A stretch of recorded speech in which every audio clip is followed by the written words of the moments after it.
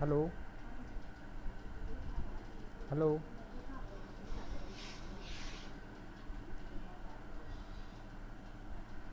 Hello बेटा, आवाज़ नहीं आ रही?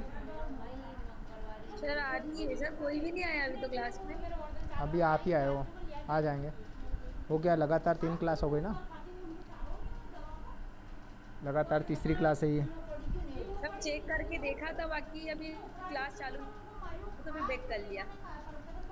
कब देखा था? क्योंकि हुआ था ना, देखा था सारे स्टूडेंट ने, तब आप ही फिर सबने बैक कर लीव कर ली क्लास। अच्छा, वो उस समय तो वो जो शेड्यूल की थी हाँ उसका सर। टाइम पूरा हो गया था ना बेटा, वो टाइम पूरा हो गया, फिर दोबारा से शेड्यूल की मैंने क्लास, है ना।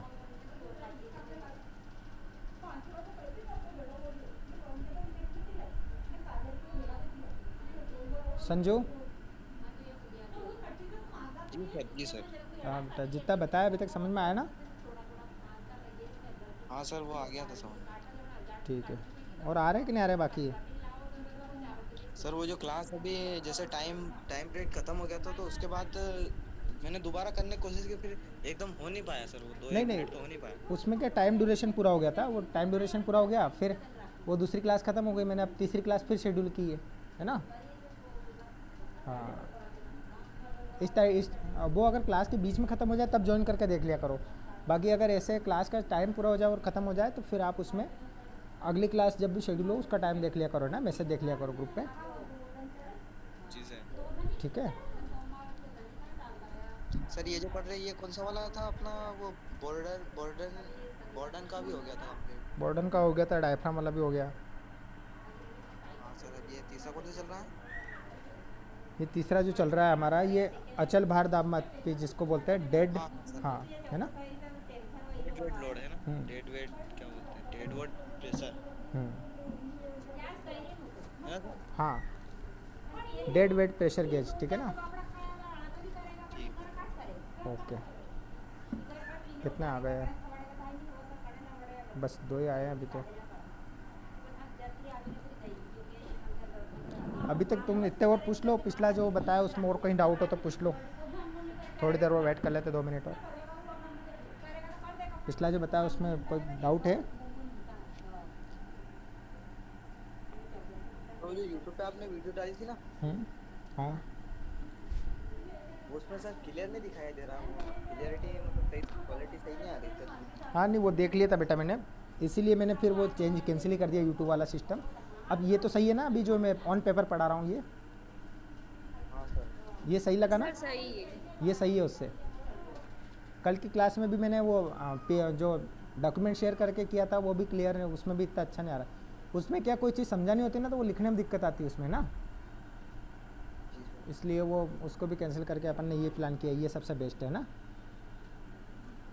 इसमें तो आ रहा है ना क्लियर, जो लिखता हूँ वो सब दिखता है ना वहाँ पे। हाँ हाँ सर। सर दिखता है। हाँ ठीक है, तो पिछला और तो कोई दिक्कत नहीं है ना जो अभी तक बताया दोनों लेक्चर में? नहीं सर। ठीक है। अच्छा, एक चीज़ और बताओ, कॉलेज से बुक सबने ले ली क्या? सर मैंने नहीं ली सर, मैं सायापुर से हूँ अभी। शाजापुर से एक सर दिन। मैंने ले तो लिए, बाकी तो हिंदी में है तो सर समझ में नहीं आता हिंदी में। नहीं, सही बोल रहे हो आप। देखो हिंदी में है, क्या है वो कि कॉलेज में आई थिंक जो बुक हिंदी में प्रेजेंट है उसका सेम बुक इंग्लिश वर्जन नहीं है, फिर इंग्लिश वर्जन में दूसरी बुक आपको निकालनी पड़ती है।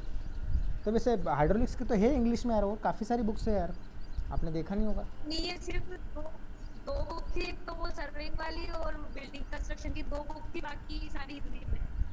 अच्छा, नहीं हाइड्रोलिक्स के लिए देखो, हाइड्रोलिक्स तो देखो दूसरी ब्रांच के लिए उसमें भी कॉमन है, दोनों मैकेनिकल में पढ़ते हैं हाइड्रोलिक्स तो, है ना।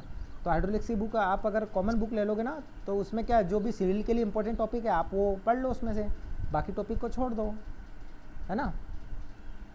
तो दूसरी बुक भी ले सकते थे आप, जरूरी नहीं कि दीपक प्रकाशन वाली भी लो, और भी बुक्स रहती है, और भी सिलेबस जिसमें आपका सिलेबस मिल सकता है ना। और आरजीपी का सिलेबस सभी के पास है ना? नहीं हो तो आज ग्रुप में मैं वो डाल दूंगा ना, हाइड्रोलिक्स वाला सिलेबस, ठीक है ना। ठीक से डाल देना। हाँ, हाइड्रोलिक्स का और डाल दूंगा मैं। ठीक है, करें शुरू? जी सर। ठीक है बेटा, ये बता रहा था मैं। देखो इसमें ये क्या है, मेरा सिलेंडर लगा हुआ है, इसके ऊपर ये क्या है, पिस्टन है। ये क्या है, पिस्टन क्या है, पिस्टन। और ये सिलेंडर क्या है, सिलेंडर। ठीक है ना, सिलेंडर। और ये क्या है, पिस्टन है। ठीक है, तो अब जैसे ही इसके ऊपर डेड लोड आएगा, आपका डेड वेट आएगा, कौन सा है ये, डेड लोड। डेड लोड जिसको हिंदी में क्या बोलते हैं, डेड वेट। क्या बोलते हैं, अचल भार। हिंदी में क्या बोलते हैं, लोड। अचल भार। ठीक है ना, जब अचल भार आएगा तो कोई ना कोई भार आएगा तो पिस्टन ऑब्वियसली नीचे की ओर मुंह करेगा। करेगा कि नहीं करेगा, नीचे की ओर मुंह। जी सर करेगा। अब जब नीचे की ओर मुंह करेगा तो इसके अंदर जो फ्लूइड भरा हुआ है उसको ये प्रेशराइज करेगा, दबाएगा ना। जब इसको दबाएगा तो इससे क्या होगा, इस नली के अंदर प्रेशर जनरेट होगा। हाँ सर होगा। ठीक है ना, जब इसके अंदर वेट जनरेट लोड आपका जो है प्रेशर के अंदर जो प्रेशर जनरेट होगा इस नली के अंदर, ठीक है ना, ये क्या है आपका पाइप है, ठीक है ना, पतला सा पाइप होता है ये, ठीक है ना। इस सिलेंडर से बहुत कम डाया होता है इसका, है ना, ठीक है ना, बिल्कुल पतला सा ये पाइप पाइप- होता है। हाँ, इस पाइप से क्या होगा, प्रेशर जनरेट होगा। प्रेशर जनरेट होकर ये सिलेंडर 2, कौन सा है, सिलेंडर 2 है। ये सिलेंडर 1 है आपका, और सिलेंडर 2 में इसका प्रेशर जनरेट होगा तो यहाँ पर प्रेशर अप्लाई करेगा, ये करेगा बेटा। हाँ सर। ठीक है, अब यहाँ पर क्या लगा आपका, क्या लगा, दाब मापी लगा। दाब मापी मतलब प्रेशर गेज लगा है। क्या लगा है, जो कि प्रेशर को मेजरमेंट Pressure करता है। हाँ, तो जैसे ही प्रेशर इसमें इंक्रीज होगा तो ये क्या है, इस पर रीडिंग दिखाएगा, दिखाएगा। जी तो डेड हाँ लोड सर। के कारण जो भी आपका प्रेशर अप्लाई किया जा रहा है वो प्रेशर हमें यहाँ मिल जाएगा कि भैया इस डेड लोड का प्रेशर इतना है। आपने जैसे देखा होगा बड़े बड़े जो ये वेइंग मशीन होती ना, हेलो, जी हाँ सर। सर। हाँ, वेइंग मशीन में भी एक तो फ्लूइड वाला सिस्टम होता है, एक स्प्रिंग वाला भी होता है। ठीक है, तो वेइंग मशीन में 2 टाइप का होता है, एक स्प्रिंग बैलेंस भी होता है और एक कौन सा होता है, ये फ्लूइड वाला। ठीक है ना, फ्लूइड, ये हाइड्रोलिक जिसको हम बोलते हैं हाइड्रोलिक बैलेंस। कौन सा बोलते हैं, हाइड्रोलिक। Hydraulic balance. एक तो हाइड्रोलिक बैलेंस होता है बैलेंस जिसको, और एक होता है स्प्रिंग बैलेंस। ठीक है ना, स्प्रिंग बैलेंस, ठीक है ना, बैलेंस। तो हाइड्रोलिक बैलेंस को हिंदी में बोलते हैं हम, क्या बोलते हैं, क्या बोलते हैं, द्रव चलित, द्रव चलित दाब मापी। ठीक है ना, एक और कौन सा बैलेंस है? सॉरी क्या बोल रहे हैं, ये दूसरा वाला। एक और कौन सा बताया आपने? एक तो स्प्रिंग बैलेंस बताया मैंने, एक हाइड्रोलिक बैलेंस बताया, जो वे करने के लिए करते हैं ना हम, वेट निकालने के लिए, वेट निकालते हैं ना, हाँ सर। हाँ उसके लिए। ठीक है ना, तो उसमें भी यही मैकेनिज्म लगी रहती है। ठीक है, ठीक। अब इसमें फ्लूइड जो भरा जाता है ना, वो जैसे ऑयल भरा जाता है। क्या भरा जाता है, फ्लूइड क्या भरा रहता है इसमें, लिक्विड जो भरा रहता है, कौन सा भरा रहता है, ऑयल। अच्छा बताओ, मैंने ऑयल की जगह इसमें वाटर क्यों नहीं भर सकता, मैं वाटर नहीं भरूंगा, क्यों नहीं भरूंगा बताओ,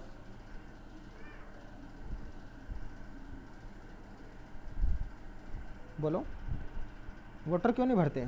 चलो एक चीज़ बहुत अच्छी एग्जांपल बताता हूँ मैं। आपने मोटरसाइकिल का इंजन देखा है, मोटर बाइक का इंजन, जी मोटर बाइक का इंजन जो है उसमें क्या हम ऑयल डालते हैं, ऑयल भरा हुआ रहता है ना, 1 से 1.25 लीटर ऑयल रहता है, जी सर। रहता ना। 1 मिनट लाइन पर रहना बेटा, है ना। काही भाव शक्कर मग तो काय तुला काही दीजो की लाता है का जी हाँ, और एक लब सक्षम भाई। तो शक्कर में हो, एक और तेल की सीसी ले वो बात नहीं लगाओ। अरे हाँ। सक्षम। हाँ पहले लाया था मम्मी की लाई थी शक्कर का तो कोई लावा ना पाव राव पड़ के बैंक से मांगा है तो फोन मंगाया ठीक है बेटा, हेलो। जी सर। हाँ, मोटर बाइक का इंजन की बात कर रहा था हम, तो उसमें ऑयल डलता है, आपने देखा होगा ऑयल डालते एक छोटा सा होल होता है उसमें, प्लास्टिक स्क्रू होता है, उससे हम ऑयल डालते हैं। क्या डालते हैं, ऑयल डालते हैं। अच्छा, ऑयल की जगह अगर मैं इसमें वाटर डाल दूंगा तो क्या होगा बताओ मुझे। ये अगर आंसर दे दिया तो यहाँ पर इसका आंसर भी मिल जाएगा आपको। क्योंकि सर वो इंजन वो सर एनर्जी जो पेट्रोल रहता है या ऑयल रहता है, हम्म। वो एनर्जी में इंक्लूड, वो एनर्जी में परिवर्तन नहीं हो जाता है नहीं, ना यहाँ सर? पे मैं फ्यूल की बात ही नहीं कर रहा हूँ, फ्यूल की बात ही नहीं कर रहा हूँ, मैं बात कर रहा हूँ लुब्रिकेंट की। ठीक है ना, जो उसमें गाड़ी में आप जब ऑयल डालते हैं तो ऑयल तो कोई ऐसा नहीं है कि वो जलता है, ऑयल थोड़ी ना जलता है, वो तो आपका जो अंदर जो भी गियर्स घूम रहे हैं उनको क्या स्मूथनेस देता है, क्या देता है, लुब्रिकेंट सरफेस देता है ना, उसको चिकनाहट देता है, ठीक है। तो हम ऑयल की जगह अगर वाटर डाल देंगे तो क्या होगा, ये सवाल है मेरा, क्या होगा। देखो क्या होता है कि अगर आपने इसमें वाटर डाल दिया है, ठीक है, सभी सुन रहे ना, अगर आपने मोटर बाइक के इंजन में आपने क्या डाल दिया, वाटर डाल दिया, तो वाटर क्या होता है, अब आपको पता है मोटर बाइक का इंजन जब चलेगा तो क्या होता है, गर्म होता है, क्या होता है, हीट, गरम होता है। हीट प्रोड्यूस होती है उसमें। जब ये गर्म होगा तो इसके अंदर अगर आपने ऑयल की जगह पानी भर दिया तो पानी भी क्या होगा, गर्म होगा। अरे गर्म होगा कि नहीं होगा। हाँ सर। और पानी गर्म होके क्या बन जाता है, पानी गर्म होने के बाद क्या बन जाता है, पानी गर्म होने के बाद भाप बन जाता है, जिसको इंग्लिश में बोलते हैं स्टीम। क्या बोलते हैं, स्टीम बोलते हैं ना, भाप। तो अब देखो, आप मुझे बताओ वाटर की वॉल्यूम और स्टीम की वॉल्यूम दोनों में कुछ चेंज आएगा। हाँ सर। ये वॉल्यूम ऑफ वाटर और ये वॉल्यूम ऑफ स्टीम है, तो स्टीम और वॉल्यूम, स्टीम वाटर की वॉल्यूम और स्टीम की वॉल्यूम दोनों में कुछ वेरिएशन आएगा, आएगा ना। अब क्यों आएगा, क्योंकि ये भाप जो बन गया, भाप क्या एक्सपांड हो गया, फैल गया। वाटर जब गर्म होगा इस भाप बन जाएगा, भाप बन के क्या होता है, फैलता है, क्या होता है, एक्सपांड होता है। क्या होता है, एक्सपांड मतलब फैलाव होता है उसका, क्या होता है, एक्सपेंडेशन होता है, ठीक है ना। तो अब एक्सपांड होगा तो आपको पता है इस इंजन का जो वॉल्यूम है, जितना बड़ा इंजन है, साइज है, अंदर जितना वॉल्यूम है वो तो उतना ही है, वो तो चेंज नहीं होगा। ध्यान देना मेरी बात को, नहीं होगा ना चेंज। अरे चेंज होगा क्या, बोलो।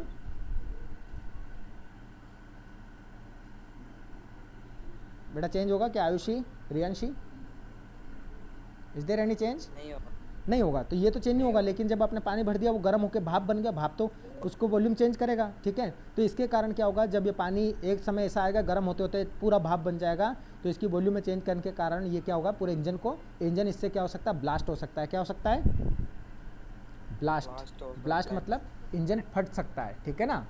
लेकिन यही चीज़ अगर मैं ऑयल में देखूँ, हाँ, ऑयल में, ऑयल अगर इसके अंदर डाल रहा हूँ तो ऑयल में क्या होगा, ऑयल कितना भी गर्म हो जाए वो भाप नहीं बनता। क्या नहीं होता, ऑयल भाप नहीं बनेगा वो, ठीक है। उसकी जो स्टेट है वो चेंज नहीं होगी, ठीक है ना। वो गर्म हो जाएगा लेकिन वो भाप नहीं बनेगा, जिसके कारण हमारा इंजन फटेगा नहीं, ठीक है ना। अगर वाटर भरने से हमारा इंजन चल जाता और फटता नहीं, तो हम फिर ऑयल जो है महंगा सब्सटेंस जो लिक्विड डाल रहे हैं उससे अच्छा तो हम ऑयल ही डाल लेते और डेली चेंज कर लेते। समझ रहे हैं ना मेरी बात को, ठीक है ना। हाँ सर। तो ये ऑयल इसलिए डालते हैं क्योंकि वो भाप नहीं बनता है, गर्म कितना भी हो जाए भाप नहीं बनेगा। जब उसकी भाप नहीं बनेगी तो वो क्या नहीं होगा, वो इंजन की जो वॉल्यूम है अंदर का, उसमें कोई चेंज नहीं आएगा। जो आपका ऑयल है उसकी वॉल्यूम है, और वॉल्यूम में चेंज नहीं आया, इसका मतलब वो क्या होगा, वो फटेगा ही नहीं, ठीक है। तो आप वाटर अगर भर दोगे तो बाइक तो चल जाएगी, आपकी बाइक तो चलेगी, लेकिन जब एक समय ऐसा आएगा कि ज़्यादा गर्म हो जाएगा तो आपका इंजन पूरा फट सकता है, ठीक है ना, और बहुत बड़ा हादसा हो सकता है। समझ रहे हो ना मेरी बात को, हाँ सर। ठीक है ना। हादसा हो सकता है, ज़्यादा गर्म हो गया तो वो फट जाएगा, तो फटने से हादसा हो सकता है, ठीक है ना। बाइक चला रहा है उसको दिक्कत आ सकती है। तो वही चीज़ यहाँ पे देखो। अब आप बोलोगे सर यहाँ कैसे गर्म हो रहा है, ये सवाल आपके दिमाग में आया होगा, आया कि नहीं आया, हाँ सर, आया है। आया ना। आया है सर। हाँ, तो यहाँ पर क्या होता है, देखो जब ये ऊपर से वेट लगेगा और कोई भी चीज़ दबती है तो उसमें क्या होती है, एनर्जी प्रोड्यूस होती है। क्या होती है, कोई भी चीज़ हम दबाते हैं तो एनर्जी प्रोड्यूस होती है। क्या प्रोड्यूस होती है, एनर्जी। Very good. इसको मैं कैसे बताऊं, जैसे आप एक लोहे का पीस ले लो, छोटा सा टुकड़ा, और उसको किसी हाइड्रोलिक मशीन या किसी मशीन के अंदर ज़ोर से दबाओ उसको। आप जैसे सीटीएम के अंदर ही आप एक और यूनिवर्सल टेस्टिंग मशीन भी है लैब में, आपने देखा होगा, ठीक है। यूनिवर्सल टेस्टिंग मशीन है, उसमें भी जब आयरन का कोई भी मटेरियल हम लेते हैं उसको टेस्ट करते हैं, तो वो अगर उसमें टेंशन लोड देखते हैं तब वो खींचा होता है, तो वो क्या होता है, गर्म होता है, ठीक है ना। उसमें पार्टिकल्स के बीच की बाउंडिंग टूटती है तो वो क्या होता है, बहुत ज़्यादा एनर्जेटिक हो जाता है, तब बाउंडिंग टूटती है, ठीक है। बाउंडिंग मतलब एक दूसरे को पकड़ के रखने की कैपेसिटी है ना। तो पार्टिकल जब एक दूसरे की बाउंडिंग टूटेगी तो जिसके कारण उसमें क्या होगी, एनर्जी प्रोड्यूस होगी। क्या होगी, एनर्जी प्रोड्यूस होगी। Energy अब produce उसी तरह यहाँ पे दब रहा है तो दबने के कारण ये जो फ्लूइड भरा है इसमें क्या होगी, एनर्जी प्रोड्यूस होगी, है ना। जब ये एनर्जी प्रोड्यूस होगी तो एनर्जी क्या करेगी, उसको गर्म कर देगी। एनर्जी क्या है, energy is a form of heat, है ना। हीट की फॉर्म है ना एक एनर्जी। तो वो क्या करेगी, गर्म होगा तो इसके कारण जो सिलेंड्रिकल शेप है और या फिर ये पाइप जो है आपका पतला वाला पाइप, इनमें से कोई भी एक चीज़ फट सकती है। क्या हो सकती है, समझ रहे हैं। ये सिलेंडर में अगर मैंने वाटर डाल दिया तो वाटर क्या होगा, जब इस पर कंप्रेशन लोड लग तो वो क्या होगा, उसमें एनर्जी के कारण वो गर्म होगा, और अगर हीट उसने ली तो हीट के कारण वो क्या हो सकता है, इस पाइप को या फिर कोई भी सिलेंडर इसमें से फट सकता है। और ये भी क्या हो सकता है, एक एक्सीडेंटल केस बन सकता है। कैसा, एक्सीडेंटल केस बन सकता है, ठीक है ना, फट जाएगा तो हो सकता है कुछ हादसा हो सकता है, इसलिए हम इसमें क्या डालते हैं, क्या डालते हैं, ऑयल। रियांशी क्या डालते हैं बेटा? ऑयल। हाँ वेरी गुड। आपके जो लैब में है ना, सिविल लैब में है सीटीएम मशीन, ठीक है, सीटीएम मशीन हाँ जो है सर। ना, कंक्रीट टेस्टिंग मशीन, उसमें भी जो आपका हाइड्रोलिक प्रेशर जो जनरेट होता है वो किससे होता है, उसमें कौन सा फ्लूइड भरते हैं, ऑयल भरा रहता है। कौन सा भरा रहता है? ऑयल।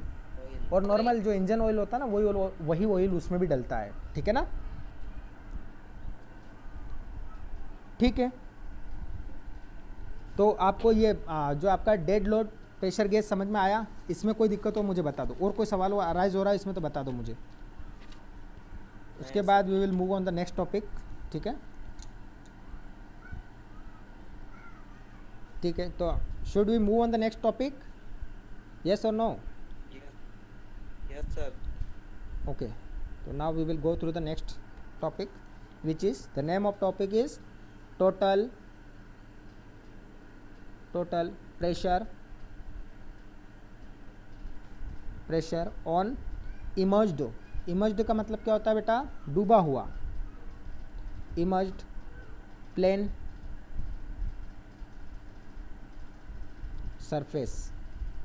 किसी को टॉपिक हिंदी में अगर नाम नहीं आ रहा हो तो बता देता हूँ मैं, कि जब कोई भी डूबी सतह है, कोई भी डूबी हुई सतह किसके अंदर, जल के, ये मतलब लिक्विड के अंदर, किसी भी लिक्विड के अंदर कोई भी सतह अगर मैं डुबाता हूँ तो उसमें प्रेशर कैसे देखते हैं? आप समझ रहे हैं मेरी बात को, कि उसमें कितना प्रेशर लग रहा है? मेरी बात समझ में आ रही है? क्या बोलना चाह रहा हूँ मैं,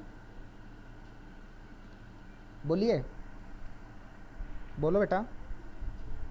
डूबी हुई सतह के बाद क्या है सर? डूबी हुई सतह में जो है दाब, कितना दाब होगा? मैं अगर जल की बात करूँ तो जल का दाब कितना लगेगा? फॉर एग्जांपल मैं अगर बात कर दूँ, कोई भी टैंक है, ये डैम है, ठीक है, तो उसमें क्या होगा, अंदर जैसे जैसे अंदर गहराई में जाएंगे उसमें प्रेशर बढ़ता जाएगा। ये चीज़ मैंने पहले भी बताई है कि जैसे जैसे हाइट मतलब आपकी डेप्थ जो बढ़ेगी तो आपका प्रेशर क्या होगा, बढ़ेगा। ये डायरेक्टली प्रोपोर्शनल बताया था ना मैंने, P directly proportional to H बताया था। तो वही चीज़ यहाँ पर होगी बेटा, हाँ सर। होगी ना, हाँ सर। ठीक है। तो अगर ये जैसे फॉर एग्जांपल मेरा कोई वाटर रिसोर्स है, क्या है, वाटर रिसोर्स में अब यहाँ फ्लूइड में वाटर ले रहा हूँ, कोई भी फ्लूइड हम ले सकते हैं, है ना। इसमें एक सतह मेरी ऐसी रखी हुई है, कैसी रखी है, हॉरिजॉन्टल रखी हुई है। कैसी रखी है, हॉरिजॉन्टल। हॉरिजॉन्टल मतलब पता है ना? जी सर, आड़ी सतह मतलब कि हाँ, लेटी हुई है। ठीक है। तो हॉरिजॉन्टल मैंने अगर रखी हुई है तो क्या होगा, देखो यहाँ पर गहराई इसकी, इस बिंदु से यहाँ तक की गहराई और यहाँ पे गहराई एक जैसी है सतह से। ऊपर जो फ्री सतह है ना आपकी सरफेस पे, ये सतह ऊपर की हाँ सतह है ना, यहाँ से ये जो आपका प्लेन है इसकी क्या है, बराबर गहराई है। तो यहाँ भी प्रेशर लग रहा होगा, कोई यहाँ भी प्रेशर लग रहा होगा, यहाँ भी प्रेशर लग रहा होगा, यहाँ भी लग रहा होगा, यहाँ भी लग रहा होगा, ठीक है। देख लेता हूँ, यहाँ P1 लग रहा है, यहाँ P2, यहाँ P3, यहाँ P4 लग रहा है, यहाँ P5 लग रहा है, एंड सो ऑन, और भी लगते होंगे, ठीक है ना। हर एक बिंदु पे प्रेशर लगता होगा, ठीक है ना। अब ये बराबर गहराई पे है तो इसका मतलब यहाँ पर प्रेशर जो होगा आपका क्या होगा, प्रेशर बराबर टोटल प्रेशर क्या होगा, P1 plus P2 plus P3 plus P4 and so on. और भी हो सकते हैं, कितने भी प्रेशर लग रहे होंगे, है ना। हर एक बिंदु पास बहुत सारे प्रेशर लग रहे होंगे। मैंने यहाँ तो दिखाने के लिए 4-5 प्रेशर दिखाए आपको, ठीक है ना, समझ रहे हैं। अब एक बात बताओ, इन सब में कॉमन क्या है, कॉमन क्या है, यहाँ से यहाँ तक जो एच है, हाइट है, या फिर मैं सतह की बात करूँ, सतह की गहराई है, वो क्या है, सभी में कॉमन है। कैसी है, कॉमन है। देखो ना, ये पॉइंट की गहराई भी बराबर है, ये भी गहराई, सबकी सतह क्या है, बराबर है, ठीक है ना।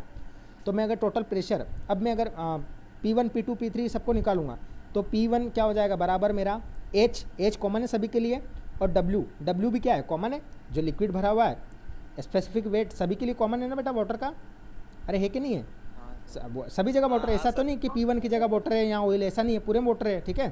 तो ये ले लिया मैंने HW, ठीक है ना, ठीक है। हाँ सर, तो ये P1 की वैल्यू HW है। अब अगर मैं P2 की बात करूँ तो इसमें भी क्या होगा, H हाइट कॉमन है और W भी कॉमन है उसके लिए भी। P3 की लिए बात करूँ, इसी तरह 100 और नीचे कितना भी चला जाऊँ, सभी में ये होगा, HW होगा कि नहीं होगा बेटा। तो मेरा P1, हाँ, सबका सम करूँगा मैं तो P1 plus P2 plus P3 plus P4 and so on, सारे का अगर सम करता हूँ तो मेरा कैपिटल P आ जाता है। क्या आ जाता है, कैपिटल P, मतलब बड़ा P। Total pressure is equal to क्या हो जाएगा, H कॉमन है और आपका वेट ये भी कॉमन है, ये सभी कॉमन है ना बेटा, है कि नहीं कॉमन, हाँ ठीक है सर, ना। हाँ। तो ठीक है, पी का जो प्रेशर आ जाएगा मेरा इस प्लेट पे, कैसी कैसी रखी हुई है ये, कैसी रखी हुई है प्लेट, कैसी रखी हुई है बोलो।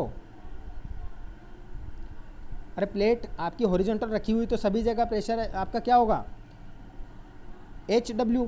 सर से हाँ एच डब्ल्यू होगा ना, तो प्रेशर है। अब प्रेशर हाँ एच डब्ल्यू मेरा हो रहा सभी पॉइंट पर। अगर मैं पॉइंट ए ले लूँ, बी ले लूँ, इस तरह से मैं इस जो मेरी प्लेन है, इस प्लेन का सरफेस एरिया अगर मैं मान लूँ, एरिया बराबर क्या हो जाएगा इसका, एरिया अगर मैं मान लूँ इसका ए है, क्या है बोलो, ए ए है सर। ए एरिया है, तो टोटल प्रेशर क्या हो जाएगा मेरा, जो यूनिट प्रेशर हर एक पॉइंट पे लग रहा है वो प्रेशर, तो टोटल प्रेशर हो जाएगा ए इंटू मेरा क्या हो जाएगा पी। यहाँ पर पी क्या है, सम of P1 P2 P3 P4 सब करके सारा पी। चलो मैं दोनों पी को थोड़ा डिफरेंस पी टी लिख देता हूँ इसको। टोटल प्रेशर क्या हो जाएगा मेरा, ए इंटू पी, कि ये पी, इस पी का कौन सा वाला, ये वाला पी है, कौन सा वाला, पी वाला, टोटल प्रेशर वाला। तो एरिया इंटू टोटल प्रेशर जो मेरा लग रहा है वो, तो मेरा ये क्या आ जाएगा, टोटल प्रेशर आ जाएगा। ठीक है, हर एक पॉइंट का अलग अलग जो ले रहा हूँ मैं, वो प्रेशर मेरा लग रहा है, तो यहाँ पर टोटल प्रेशर मेरा क्या आ जाएगा, एरिया इंटू पी। समझ में आया। तो ए पी क्या आ गया मेरा, टोटल प्रेशर किस सतह पर, हॉरिजॉन्टल सतह पर। कैसी सतह पर आया बेटा बोलो। सतह पर। ठीक है, अब प्लेन जो है, प्लेन कितने तरीके से हो सकते हैं, किसी फ्लूइड में ज़रूरी थोड़ी कि हॉरिजॉन्टल रखे रहेंगे, किसी में हो सकता है कि आपका प्लेन जो रखा है वो हॉरिजॉन्टल रखा है, ठीक है ना, हॉरिजॉन्टल का मैंने जैसे अभी बताया हॉरिजॉन्टल रखा है, ठीक है। हो सकता है दूसरा मेरा कैसा रखा हो, वर्टिकल रखा हो। कैसा रखा हो, वर्टिकल मतलब खड़ा हुआ, ऊर्ध्वाधर, ठीक है। और इसको बोलते हैं हिंदी में क्षैतिज, ठीक है, क्षैतिज, और इसको क्या बोलते हैं, ऊर्ध्वाधर, ठीक है ना। और एक और किस पोजीशन में रख सकते हैं हम, एक तो वर्टिकल, एक हॉरिजॉन्टल हो सकता है, और एक और होगा आपका नत मतलब होता है सॉरी, मतलब आपका होता है इंक्लाइंड को हिंदी में क्या बोलते हैं, क्या बोलते हैं इंक्लाइंड को हिंदी, हाँ तिरछा बोलूँ या नत बोलूँ, तिरछा लिख देता हूँ जल्दी समझ में आएगा, ठीक है ना, तिरछा। समझ में आया। वो कौन है जो हिंदी मीडियम में था, वो बंदा यहाँ पे है या नहीं अभी, जिसको हिंदी मीडियम में, जी सर मैं कौन है, संजू। सर। हाँ ठीक है, वेरी गुड, ठीक है ना बेटा। जहाँ पे अगर इंग्लिश में बोल रहा हूँ, जहाँ पे हिंदी में नहीं बता रहा हूँ मैं, तो वहाँ बोल देना मेरे को, है ना, क्योंकि क्या है कि एक्चुअली थोड़ा, हाँ थोड़ा हैबिचुअल होगा इंग्लिश में पढ़ा के, इसलिए हिंदी में छूट जाता है थोड़ा बहुत हिंदी में बताना, है ना, तो आप बता दिया करें बीच बीच में, ठीक है ना। इंक्लाइंड मतलब होता है तिरछा हुआ। अब इस सारे प्लेन को मैं बना के देखूँ, अभी इसका तो मैंने ये बनाया, ठीक है ना। उसी तरह अगर मैं वर्टिकल की बात करूँ, तो ये मेरा फ्लूइड भरा हुआ है सॉरी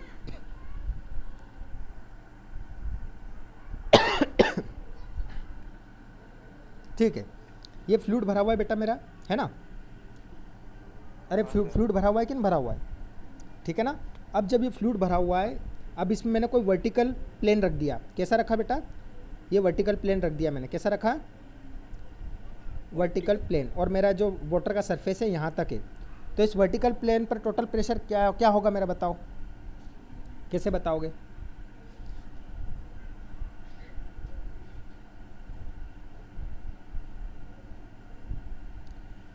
ठीक है, देखो ये जो वर्टिकल प्लेन रखा है, इसकी ऊपर सबसे ऊपरी जो फ्री सतह है, जल की फ्री सतह है, वहाँ से इसकी हाइट क्या हो गई मेरी, क्या हो गई, इसको मान लेता हूँ मैं एक्स बार, ठीक है। एक्स बार जो है वो क्या है, कौन सी हाइट है बेटा, वो हाइट है मेरी ऊपर की फ्री सतह से जो प्लेन है उसके सबसे ऊपर वाले पॉइंट तक, बिंदु तक की, ठीक है ना, ठीक है। अब उसके बाद आपकी जो डेप्थ है, डेप्थ कहाँ तक जा रही है, निचली सतह तक जा रही है बेटा, अरे जा रही कि नहीं जा रही, हाँ सर। ठीक है ना। तो गहराई निचली सतह तक जा रही है तो सॉरी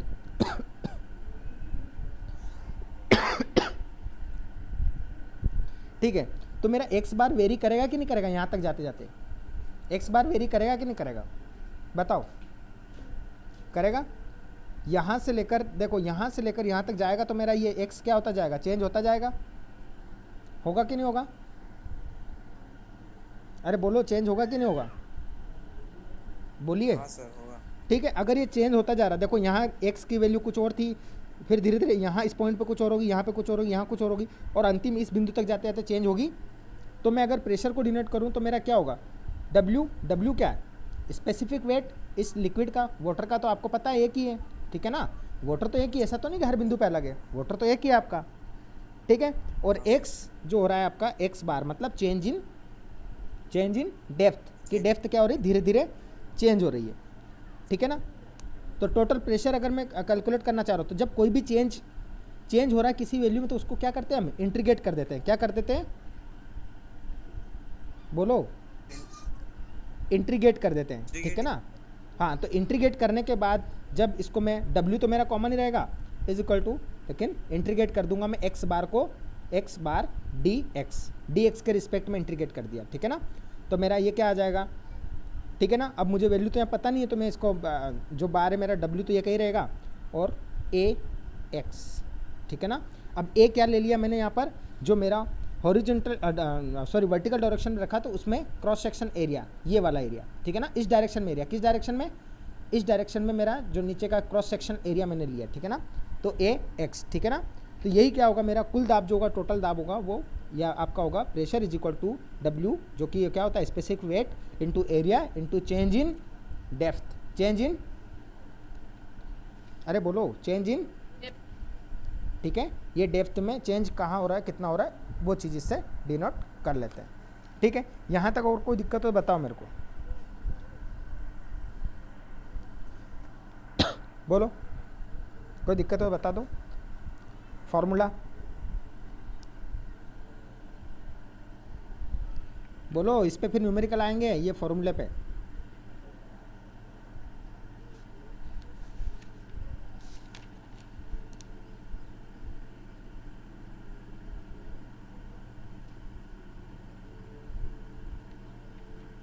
बोलो,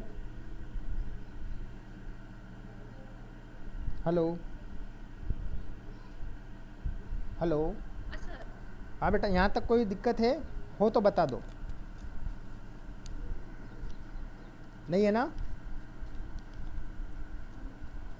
ये सर, ठीक है। अब जो x बार मेरा है, ये x बार है जो चेंज होता कहाँ तक, हम इसको अब ऐसा तो नहीं कि यहाँ से यहाँ तक ले लेंगे, ऐसा नहीं, ये धीरे धीरे यहाँ सब जगह अलग अलग होगा x बार। तो x बार को मैं एक और नाम दे देता हूँ कि मैं आपका जो सेंटर ऑफ ग्रेविटी, सभी सुना है, अरे सेंटर ऑफ ग्रेविटी सभी सुना है, पहले पिछली क्लास में पूछा था शायद मैंने, सेंटर ऑफ ग्रेविटी पूछा था, सेंटर ऑफ ग्रेविटी पूछा था मैंने, सेंटर ऑफ ग्रेविटी बताइए, पूछा था मैंने, बताया था किसी ने, ठीक है। तो सेंटर ऑफ ग्रेविटी क्या होगी यहाँ पर मेरी, जो भी जिस टाइप का जो भी, क्या हुआ काई,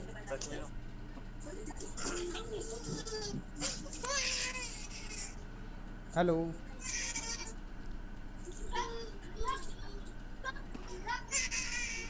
बेटा संजू म्यूट कर ले, बच्चा पास में रो रहा है तो म्यूट कर दे तू।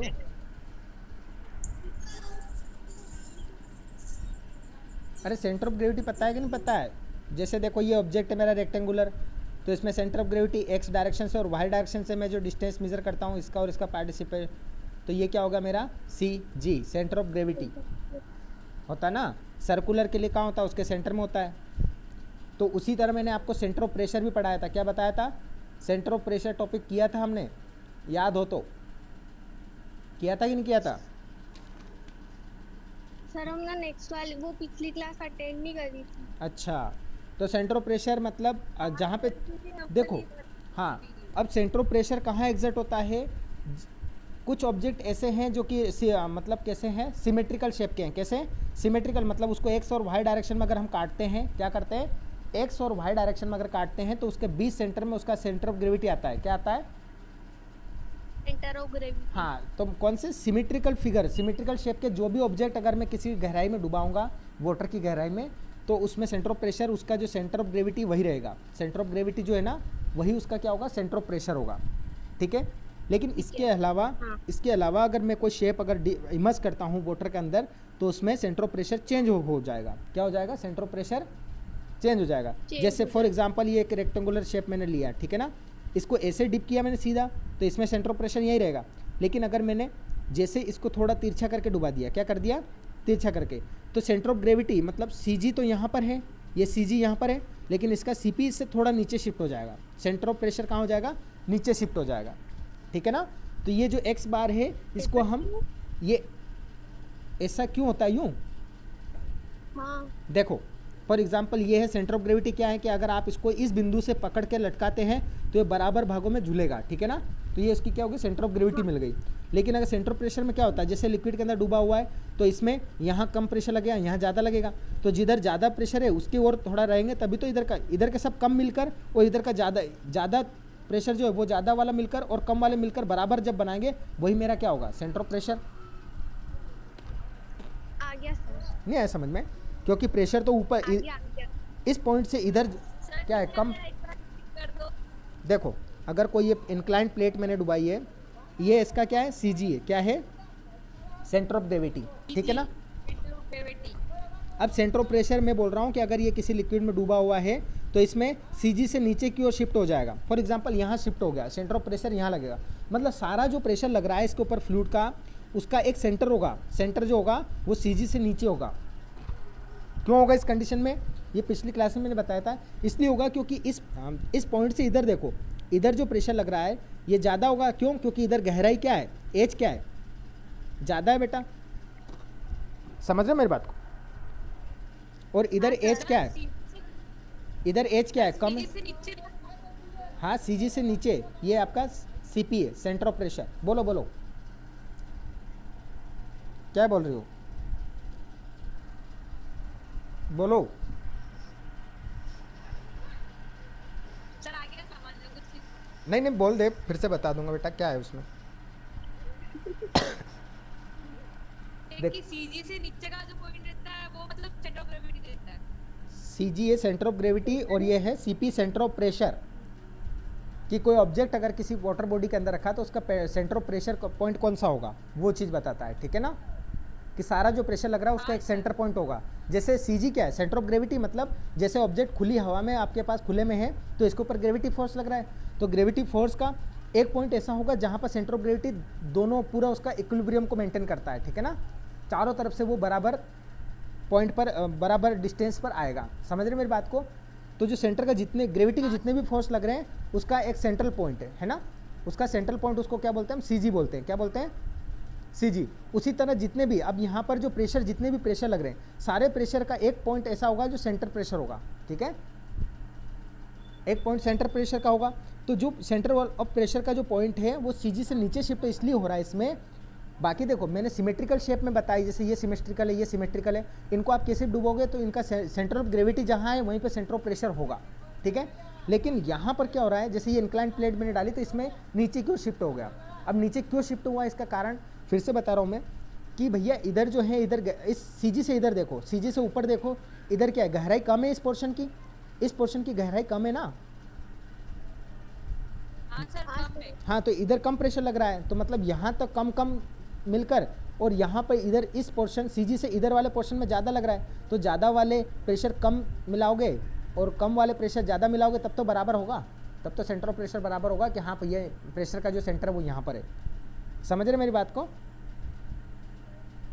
हाँ सर, ठीक है। तो उसी तरह ये x बार जो है ये मेरा सेंटर ऑफ प्रेशर को भी डिनोट करता है। इसका मतलब यहाँ से लेकर ये जो सेंटर ऑफ प्रेशर ये इस सीट तक, मतलब यहाँ तक जो होगा मेरा ये क्या होगा, x बार, ठीक है ना। तो ये जब निकालता हूँ मैं इसमें सेंटर ऑफ प्रेशर क्या होता है मेरा, x बार क्या होता है, सेंटर ऑफ प्रेशर। ग्रेविटी। अरे ग्रेविटी नहीं, प्रेशर की बात कर रहे हैं हम यहाँ पर, CG की बात नहीं कर रहे हैं, ठीक है। क्या होता है ये, centre of pressure. Very good, centre of ठीक है। अब उसी तरीके से अगर मैं देखो मैंने हॉरिजॉन्टल का कर दिया है, वर्टिकल बता दिया है, अब मैं बात आता हूँ इंक्लाइंड प्लेन, ठीक है। कैसे पाता हूँ, इंक्लाइंड को क्या बोलते हैं, झुका हुआ भी बोलते हैं और या फिर तिरछा भी बोलते हैं, ठीक है। जैसे फॉर एग्जांपल ये कोई मेरा फ्लूइड है, इसमें एक प्लेन ऐसे रखा हुआ, झुका हुआ, कैसा रखा है, ऐसा झुका हुआ रखा है, ये फ्लूइड यहाँ तक भरा हुआ है,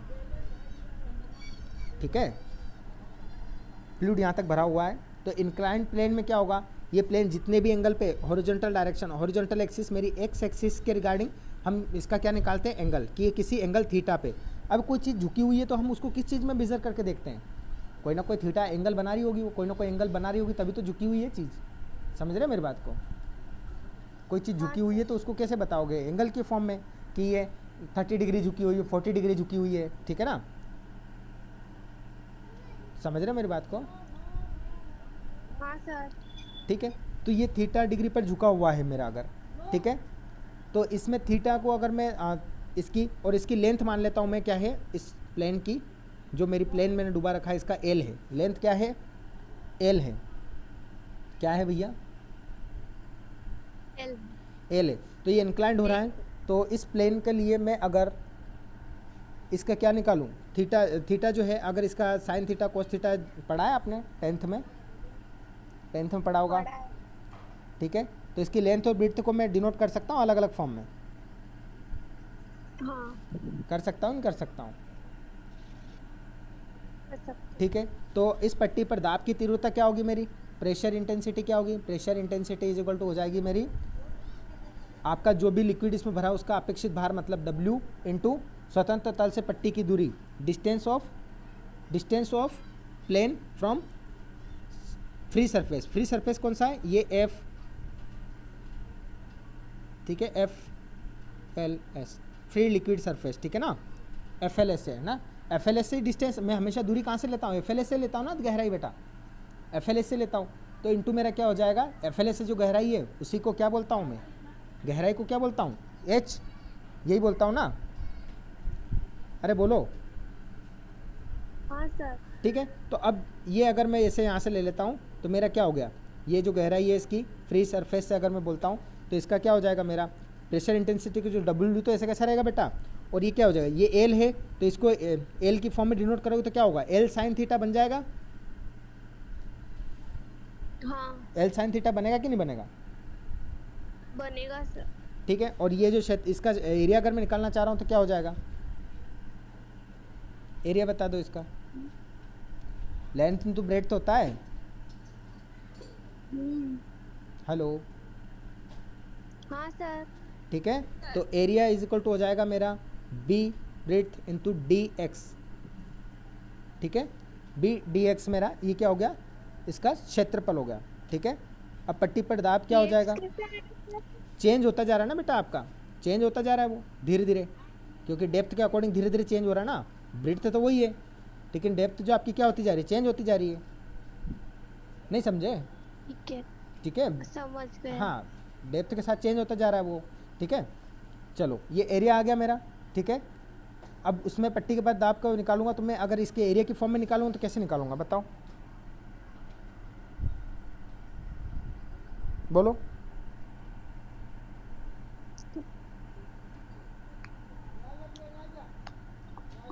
ठीक है। इसमें जो प्रेशर फिर मेरा निकलेगा P इज इक्वल टू ये चीज़ और ये चीज़, तो P इज इक्वल टू मेरा हो जाएगा इंटीग्रेशन ऑफ डिफरेंशिएशन पता है कि नहीं आपको, इंटीग्रेशन ऑफ पता है। 12th जिसने मैथ से किया उसको पता होगा, बाकी को नहीं पता होगा, इसलिए मैं इस चीज़ को ज़्यादा डिटेल में नहीं ले जा रहा हूँ, ठीक है ना, नहीं तो पूरा 12th का कॉन्सेप्ट पढ़ाना पड़ेगा। कौन कौन है 10th से यहाँ, साइन थीटा और B इंटू DX, ठीक है ना, इसको इंटीग्रेट कर रहा हूँ मैं, तो इंटीग्रेट करने के बाद मेरा क्या आ जाएगा, ये WL साइन थीटा, ठीक है, और आपका साथ में क्या बचेगा, थीटा B DX, ठीक है, हेलो, साइन थीटा, बोलो बोलो,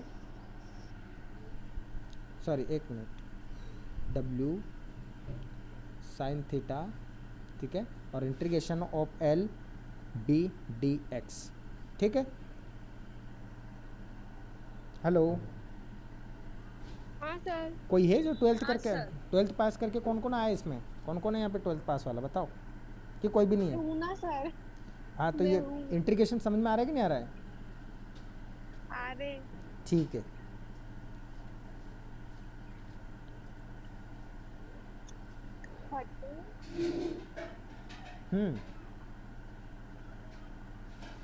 हेलो, तो ये जो वैल्यू होगी मेरे पास, ये जो आई है, ये कौन सी होगी, ठीक है। जो आपका ये पॉइंट है, फॉर एग्जांपल जैसे ये प्लेट है आपका, ये प्लेन है बेटा।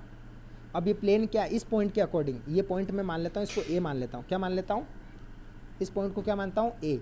तो आपको पता है जब प्रेशर इसके ऊपर अप्लाई हो रहा है तो ये जो पॉइंट, ये प्लेन क्या करेगा, यूँ घूमने की कोशिश करेगा, इधर की तरफ यूँ घूमने की कोशिश करेगा। मैंने जैसे एरो लगाया ऐसे करेगा ना। तो इसका अगर रोटेशन अगर मैं निकालूंगा तो रोटेशन क्या हो जाएगा मेरा, रोटेशन अगर मैं निकालूंगा तो इंटीग्रेशन ऑफ, ये इंटीग्रेशन का सिंबल है ना, L B D X is equal to मेरा हो जाएगा ए एक्स अपॉन आपका साइन थीटा, ठीक है ना। साइन थीटा की फॉर्म में इसको मैं डिनोट कर दिया, ठीक है ना। तो आपका अब P बताओ मुझे, P इज इक्वल टू क्या हो जाएगा, ये इसकी जगह